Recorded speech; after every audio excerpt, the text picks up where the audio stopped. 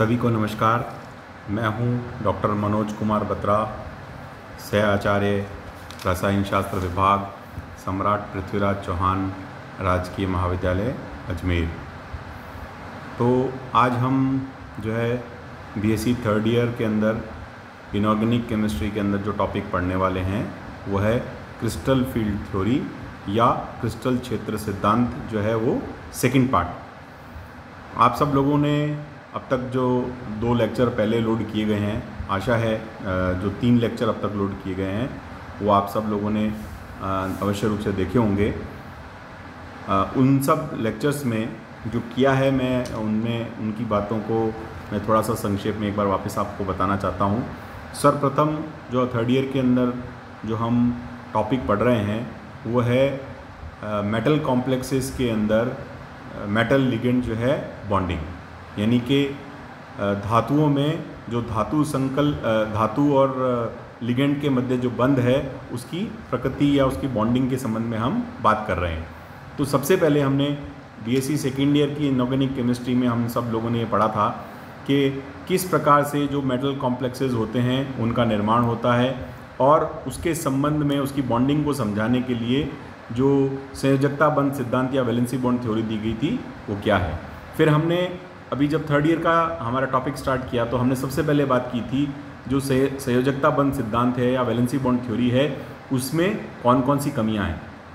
हमने देखा कि मेटल और लिगेंड के मध्य जो बॉन्डिंग होती है या उस कॉम्प्लेक्सेस की बॉन्डिंग को समझाने के लिए जो वैलेंसी बॉन्ड थ्योरी दी गई थी उसमें कुछ बड़ी मूलभूत कमियां थी। जैसे एक कमी मुख्य रूप से ये थी कि वहाँ पर मेटल के बारे में ही बात की गई, लिगेंड के जो प्रकृति है उसके बारे में कोई बात नहीं की गई। दूसरी बात ये थी कि मेटल और लिगेंड के बीच में जो इंटरेक्शन है वो पूर्ण रूप से जो है वो सहसंयोजक इंटरेक्शन होता है, जिसको हम कहते हैं कोवेलेंट इंटरेक्शन होता है। उनके बीच में कोई आयनिक इंटरेक्शन की बात जो है उस थ्योरी में, वैलेंसी बॉन्ड थ्योरी में नहीं की गई।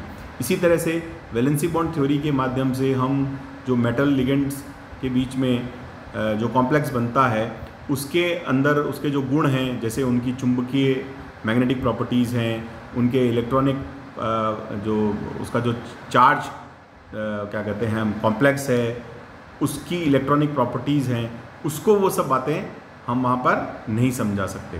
तो उनको समझाने के लिए जो है फिर बाद में बेथे वैन विजेक ने जो है हैंस बेथे और वैन विजेक ने सन 1929 में जो है ये क्रिस्टल फील्ड सिद्धांत जो है वो क्रिस्टल क्षेत्र सिद्धांत जो है वो दिया था। तो हमने पिछली बार इस क्रिस्टल क्षेत्र सिद्धांत की जो है उसको हमने पढ़ना शुरू किया और हमने पढ़ा कि क्रिस्टल क्षेत्र सिद्धांत के अनुसार जो लिगेंड्स हैं उनको पॉइंट चार्जेस या बिंदु आवेश जो है वो माना गया। और अगर मान लीजिए उस लिगेंड्स के अंदर कोई आयन ना होकर कोई छोटा अणु है, जैसे वाटर का है या अमोनिया का है, तो उसे बिंदु द्विध्रुव के समान जो है वो माना जाता है। तो हम ये मानते हैं कि जो लिगेंड्स हैं वो पॉइंट चार्जेस हैं और मेटल जो है और लिगेंड जो है इनके बीच में जो इंटरेक्शन होता है वो पूर्ण रूप से जो है वो इलेक्ट्रोस्टैटिक इंटरेक्शन है और उनके मध्य जो है जो इंटरेक्शन होगा उसके फलस्वरूप जो है वो एक आयनिक बंध का निर्माण होता है।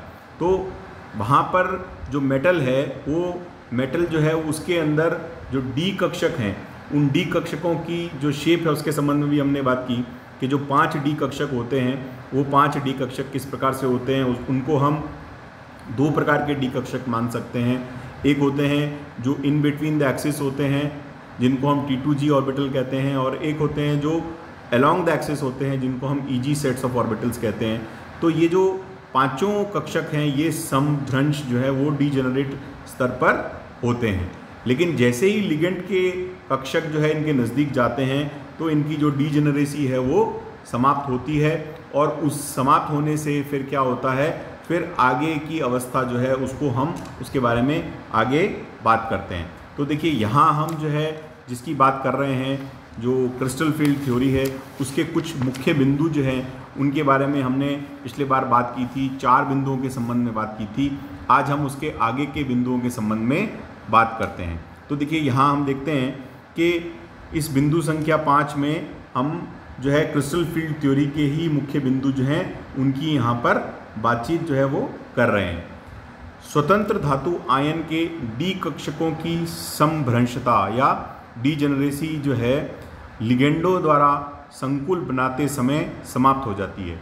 तो जो मेटल आयंस हैं उनके जो डी ऑर्बिटल्स है उनकी जो डीजेनरेसी है, जैसे ही लिगेंड्स जो है पास में आएंगे उस मेटल एटम के या मेटल आयन के, वो डीजेनरेसी जो होती है वो समाप्त हो जाती है। यानी समभ्रंशता, यानी पांचों का जो एक ऊर्जा स्तर जो समान होता है वो ऊर्जा स्तर समान नहीं रह पाएगा। विलगित गैसीय धातु आयन के पांचों डी कक्षक जो होते हैं वो समभ्रंश होते हैं, यानी वो डीजेनरेट होते हैं जब तक कि मेटल आयन जो है वो गैसियस अवस्था में और आइसोलेटेड है, अलग है, तब तक जो है उनमें डीजेनरेसी जो है वो कायम रहती है। और इनके चारों ओर ऋण आवेशों का पूर्णतः गोलाकार सममित क्षेत्र जो है वो निर्मित किया जाए तो धातु आयन के पांचों डी कक्षकों की ऊर्जा में समान वृद्धि होती है, क्योंकि पूर्णतः गोलाकार सममित क्षेत्र में सभी डी कक्षक के इलेक्ट्रॉन समान रूप से प्रतिकर्षण महसूस करेंगे। तो जैसे मान लीजिए कि 5 डी कक्षक हैं जो कि मेटल के ऊपर स्थित हैं, इसके सामने या इसके चारों तरफ गोलाकार रूप के अंदर, जैसा हम कहते हैं कि लिगेंड्स जब आएंगे तो जो लिगेंड्स के आने से जो एक जो सममित क्षेत्र बना हुआ है, वो सममित क्षेत्र अगर है लिगेंड के आने के समय गोलाकार सममित क्षेत्र है, तो जो पांचों डी कक्षक जो है इनकी ऊर्जा में समान रूप से वृद्धि होगी, यानी कि इनकी डीजेनरेसी जो है वो अभी समाप्त नहीं होगी। यानी कि जो क्रिस्टल फील्ड है अगर वो सममित है, सिमेट्रिकल है, जो कि लिगेंड्स के कारण बन रहा है, तो ये जो पांचों कक्षक हैं इनकी ऊर्जा में समान रूप से वृद्धि होती है। यह प्रतिकर्षण धातु आयन के कक्षकों के इलेक्ट्रॉन तथा ऋण आवेशों के मध्य होता है। तो जो पांचों डी ऑर्बिटल की जो ऊर्जा में जो वृद्धि होती है वो क्यों होती है?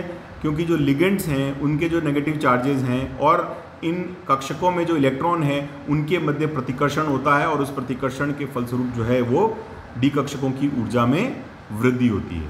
यदि क्रिस्टल क्षेत्र की सममिति गोलाकार से भिन्न होगी तो सभी डी कक्षकों की ऊर्जा में वृद्धि जो है वो समान नहीं होगी। जैसा कि मैंने आपसे पहले भी कहा कि अगर ये जो बाहर से जो लिगेंड्स आ रहे हैं, जो लिगेंड्स के आने से यदि एक सममित गोलाकार जो है वो क्रिस्टल क्षेत्र बन रहा है तो सभी डी कक्षकों की ऊर्जा में समान रूप से वृद्धि होगी। लेकिन ये जो लिगेंड्स के आना जो है और उससे सममित गोलाकार जो क्रिस्टल क्षेत्र का जो बनना है, अगर ये सममित नहीं है तो ये जो डी कक्षक हैं इनकी जो ऊर्जा में वृद्धि जो है वो समान नहीं होगी। तो इसमें क्या होगा, इस कंडीशन में डी ऑर्बिटल्स के अंदर एक प्रकार की स्प्लिटिंग हो जाएगी, जिसको अपन विपाटन कहते हैं। अतः डी कक्षों का विपाटन क्रिस्टल क्षेत्र की ज्यामिति पर निर्भर करता है। यदि वो सममित रूप से समान रूप से आ रहे हैं तो जो है उसकी डीजेनरेसी समाप्त नहीं होगी, ऊर्जा में समान रूप से वृद्धि होगी। लेकिन अगर डी कक्षक के चारों ओर से जो लिगेंड्स आ रहे हैं वो अगर सममित नहीं हैं तो ये जो है उसके अंदर क्या होगा, डी ऑर्बिटल्स के एनर्जी लेवल्स जो है उनकी स्प्लिटिंग हो जाएगी, या जिसको हम कहें उसकी जो डीजेनरेसी है वो कायम नहीं रह पाएगी। और ये जो होता है, ये जो आने वाले लिगेंड हैं और या जो बनने वाला कॉम्प्लेक्स है उसकी ज्यामिति पर निर्भर करता है।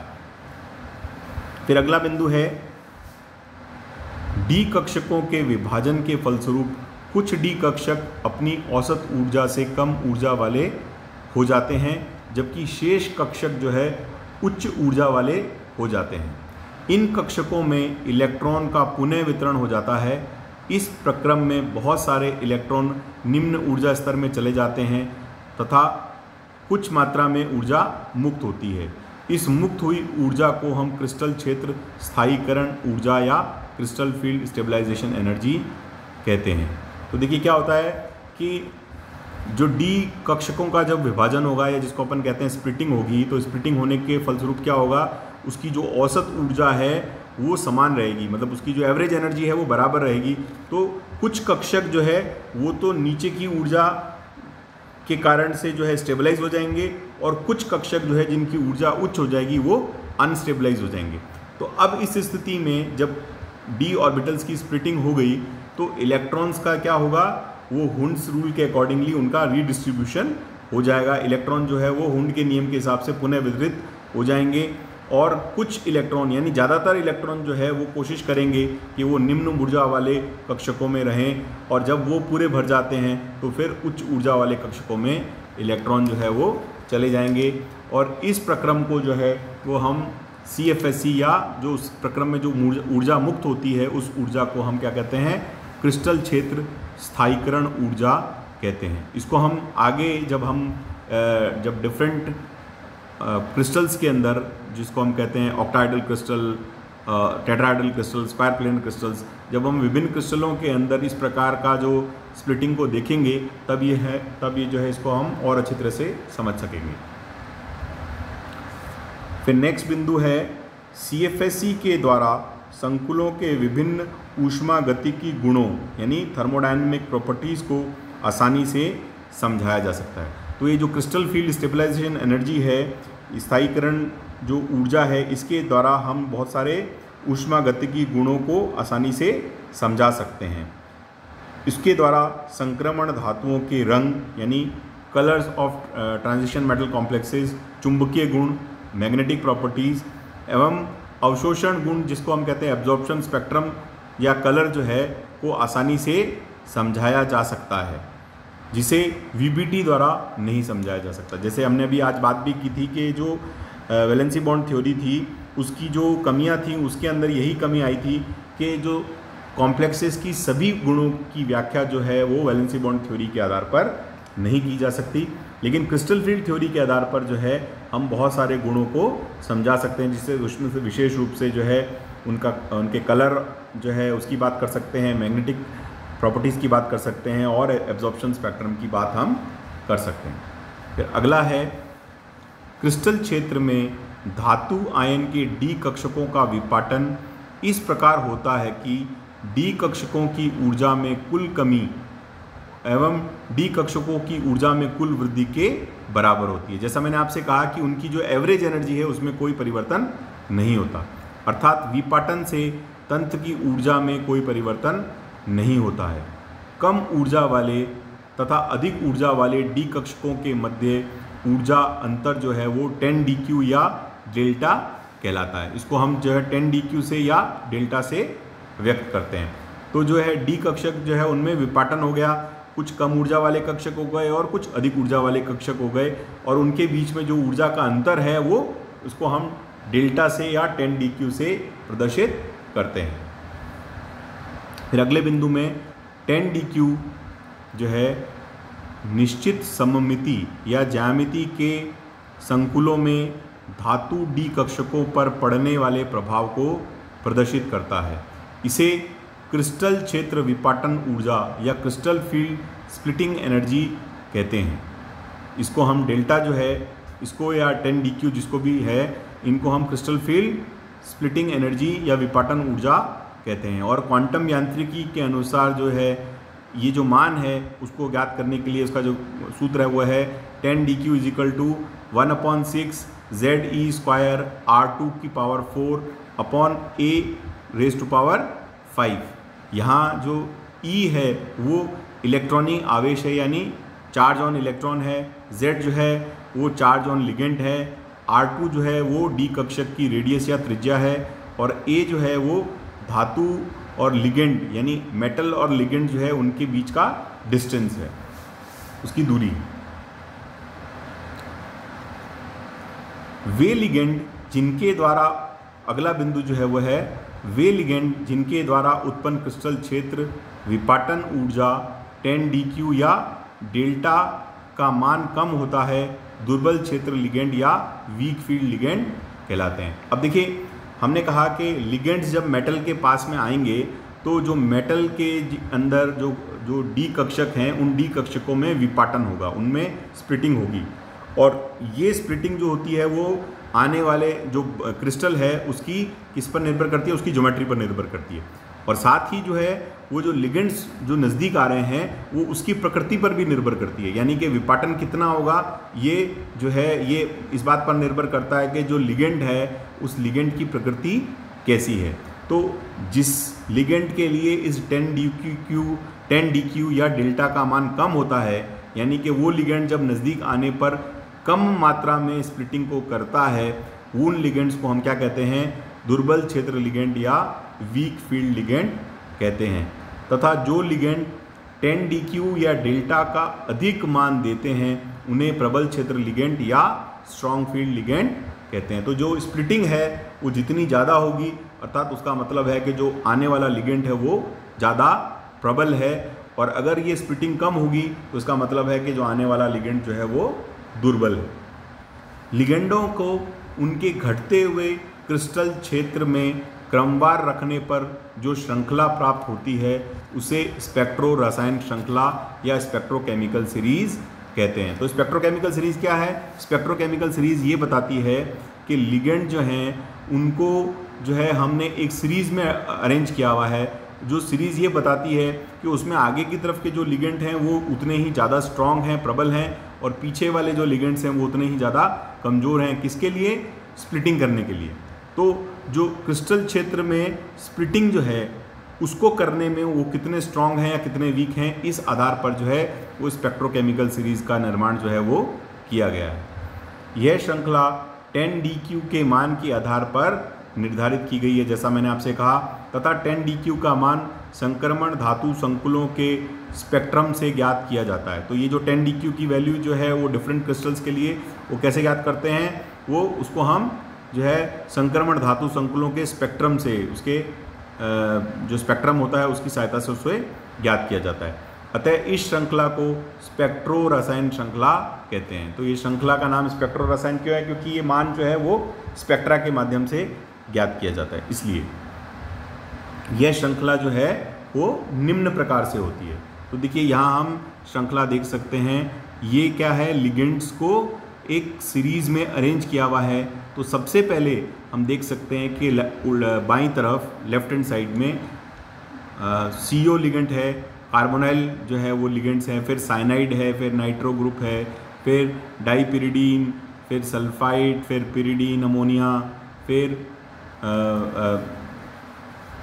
जो है थायोसाइनेट है, फिर H2O, देन OH, फिर फ्लोराइड, क्लोराइड, फिर थायोसाइनेट, फिर ब्रोमाइड और आयोडाइड। तो इस तरह से ये लिगेंड्स जो है वो अपनी घटती हुई जिसको अपन कहते हैं कि लिगेंड क्षमता के हिसाब से इसमें व्यवस्थित हैं। तो इसमें हम कह सकते हैं कि अतः CO, CN- यानी कार्बोनाइल ग्रुप और साइनाइड जैसे लिगेंड जो है वो प्रबल क्षेत्र, व ब्रोमाइड, आयोडाइड जैसे लिगेंड जो कि सीधे हाथ की तरफ राइट हैंड साइड में हैं वो क्या कहलाते हैं? दुर्बल लिगेंड जो है वो कहलाते हैं। तो वो strong field ligand left hand side पर है और राइट हैंड साइड पर वीक फील्ड लिगेंड है। इसी प्रकार से धातु आयनों को भी हम जो है व्यवस्थित किया जा सकता है, यानी कि उनको भी उसके लिगेंड्स के उसको हम कहते हैं कि उनकी क्रिस्टल फील्ड स्प्लिटिंग के आधार पर उसको भी अरेंज किया जा सकता है एक सीरीज़ के रूप में। तो जो बाईं ओर के जो मेटल्स हैं वो ऐसे हैं जिनके लिए क्रिस्टल फील्ड स्प्लिटिंग जो होती है वो ज़्यादा होती है, और राइट हैंड साइड में यानी दाईं तरफ वो लिगेंड हैं जिनके लिए क्रिस्टल फील्ड जो विपाटन है उनका परास जो है वो कम होता है। तो platinum, iridium, palladium, rhodium, manganese ये सभी अपनी +4 और +3 ऑक्सीडेशन अवस्था में हैं। इनके लिए जो मान है CFSE का मान जो है वो अधिक होता है। फिर cobalt 3+, vanadium 3+, chromium 3+, Fe3+, vanadium 2+, Fe2+, cobalt 2+, निकल 2+ और मैंगनीज 2+। इस तरह से ये एक सीरीज़ के रूप में हम इसको अरेंज कर सकते हैं। तो इस तरह से ये स्पेक्ट्रोकेमिकल सीरीज़ है जिसमें लिगेंड्स हैं, और दूसरी सीरीज़ हमने देखी जिसमें मेटल के आयंस हैं जो कि एक सीरीज़ के रूप में अरेंज होते हैं। तो ये सभी जो हैं, जो हमने अभी 10 पॉइंट्स देखे हैं, ये क्रिस्टल फील्ड थ्योरी जो है या क्रिस्टल क्षेत्र सिद्धांत हैं उसके मुख्य बिंदु हैं। अब हम नेक्स्ट टर्न पे जब हम बात करेंगे तो हम बात करेंगे कि किस प्रकार से जो है वो क्रिस्टल फील्ड थ्योरी के अंदर हम आगे जो है वो डिफरेंट कॉम्प्लेक्सेस जो है उसके विपाटन को, उसके अंदर स्प्लिटिंग को हम उसका कैसे स्टडी करेंगे। तो हम कल बात करेंगे क्रिस्टल फील्ड स्प्लिटिंग इन ऑक्टाहाइड्रल कॉम्प्लेक्सेस या अष्टफलकीय संकुलों में क्रिस्टल क्षेत्र विपाटन। तो आप सभी जो है इसको ध्यान से पढ़ें, क्योंकि ये बहुत फंडामेंटल बातें हैं जिससे कि आने वाले समय में इस पर जो आधारित प्रश्न है उसको आप सभी आसानी से जो है वो सॉल्व कर सके। जैसा कि अभी आज जो हमने टॉपिक पढ़ा उसमें जैसे इलेक्ट्रोकेमिकल स्पेक्ट्रोकेमिकल सीरीज़ क्या होती है इसके संबंध में कई बार प्रश्न जो है वो पूछा जाता है। इसी तरह से जो है जो CFSC का मतलब क्या होता है उसके संबंध में जो है वो प्रश्न किया जाता है। कल हम आगे बात करेंगे ऑक्टाहेड्रल कॉम्प्लेक्सेस में स्प्लिटिंग के संबंध में। आप सभी को धन्यवाद।